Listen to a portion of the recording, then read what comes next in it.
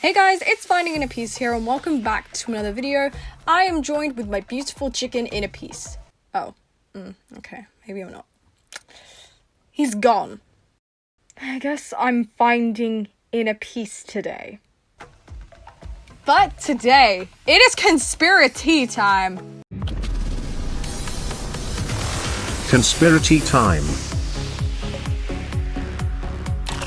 Every single season has references to the next season that are so subtle, we don't even know they exist until we watch the next season of Ninjago.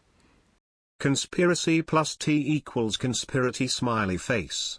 Let's do a little bit of factual evidence here.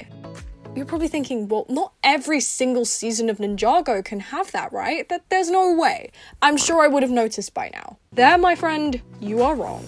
So, in the pilot episodes, we have Garmadon doing his little outro. You know how villains have their little outro and say, "I'll be back." But nothing else needs to be said there. Then we move into season 1's reference to season 2. And I thought this was definitely an interesting one. That was obviously Garmadon just sort of disappearing again, which is kind of a big hint as to what he might be doing. But there was also something else that I thought would be interesting to mention. Lloyd with the number 5 on his Garmadon outfit. And you know what that symbolizes? He's the 5th ninja. And the Green Ninja was always supposed to be the 5th ninja. That was kind of the whole thing. Then you're like, Finding Innerpiece, what do you mean? That doesn't make sense. Because Lloyd became the Green Ninja in season 1. I know. This is where I get into it. His character development, everything is because he's the 5th ninja, the destined Green Ninja that is going to face Lord Garmadon. And I think that is foreshadowing. Let's go on to season 2, reference to season 3. So I kind of had to think about this quite hard. I think this is a bit of a stretch, but I'm sort of putting it down to the reason season 3 was not planned. So basically season 3 ended up coming out in 2014, and so that was obviously 2013 that was free and had no Ninjago in it whatsoever. The reference there was the big piece of land that was destroyed in the final battle. And I thought that was quite interesting because look at where they are in the end of the final battle.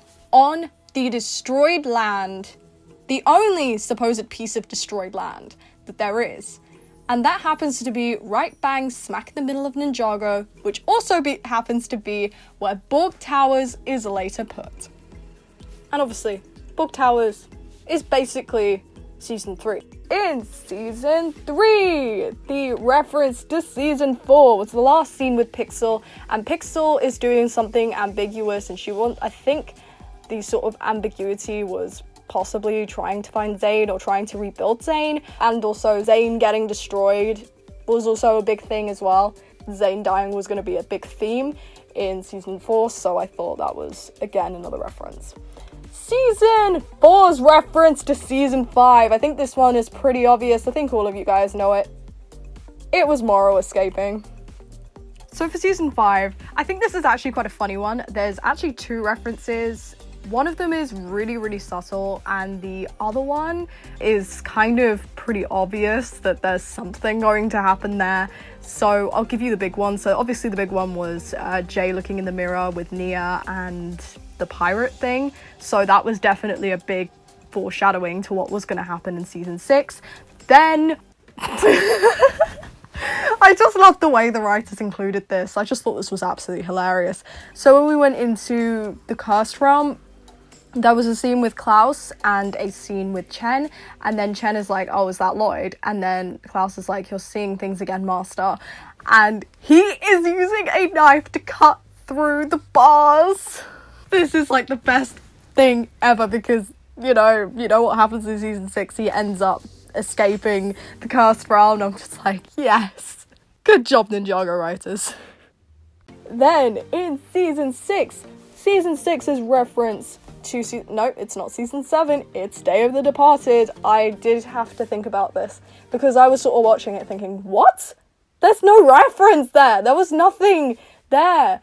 And then I sort of thought about it, I was like, what if season 6's reference had to do with Day of the Departed, because Day of the Departed was the thing after. So then I took a little look at it, and then I realized it was everything. The symbolism of the final battle where Jay makes his final wish is all in front of the Temple of Air Jitsu. And why would they do it in front of the Temple of Air Jitsu? They could have done it anywhere, and they did it in front of the Temple of Air Jitsu. I think it's pretty obvious the reference that Day of the Departed gives, season 7, and that was Dr. Sanders, or Crooks, whatever you want to call him. There was also a picture in the back of the museum of Ray and Maya in season 7. The reference from season 7 to season 8 was the fact that Wu disappears and Lloyd becomes master, so it was kind of pretty much hinted that there was going to be some kind of crazy development with Lloyd being a master now, and obviously that was going to be the big theme of them trying to find Wu, or Wu somehow coming back. And so season 8's reference to season 9 was obviously them ending up in the first realm. That was pretty obvious. Season 9's reference to season 10 was Lloyd and Wu discuss the Oni. Again, really obvious. Season 10's reference. Now, I thought this was a bit interesting because I was struggling with this one. I think I had to go quite deep with this. I think I rewatched this season 3 times. I had to rewatch it to figure out what was going on. It was kind of confusing me a lot. And then I realized something. Right at the end, it says the end in the Ninjago symbol. It's just the simple phrase at the end that says the end, because it's the end of the trilogy. Season 8, season 9, and season 10 was the big giant Oni and the Dragon trilogy. This is the end of this chapter. We need to go on to the next chapter, and the next part of Ninjago is completely different. The whole style of it, the whole animation style is different. The whole runtime is different. The whole setup, the fact that it is in chapters is different.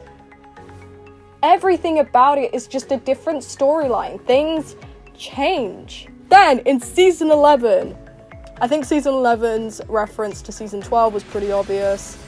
If you rewatch it back, it was quite subtle at the time, you wouldn't have noticed it. Jay mentions a game. I don't remember what game it was. It was a game made by Milton Dyer. And then season 12. Now this is where the tea gets interesting. I thought of a couple of things actually for this one. In season 12, Jay mentions ogres twice, and we never actually see ogres, which is interesting. So when he's actually playing the game, he's just like, I'm fighting some ogres. And then when he's actually in the game, he talks about potentially going on a quest to fight ogres, which happens to be what the next season of Ninjago is going to be about. And it's going to be a Dungeons and Dragons themed thing, I think. You can actually put the sets together and make a board game, so that's the theme. Dungeons and Dragons, I think, which I'm very excited for. I do like Dungeons and Dragons. It's gonna be cool. So with all that aside, that is the end of this video. I am so excited for season 13. Obviously, this has come out before season 13, so once we actually find out more information about season 13, like when the actual season comes out, when we actually watch it, I'll make a video addressing that, if I was right or not, if I have to look again to see if there was anything else referenced in there. Anyway, that is the end of this video. I hope you guys enjoyed, and find your inner peace.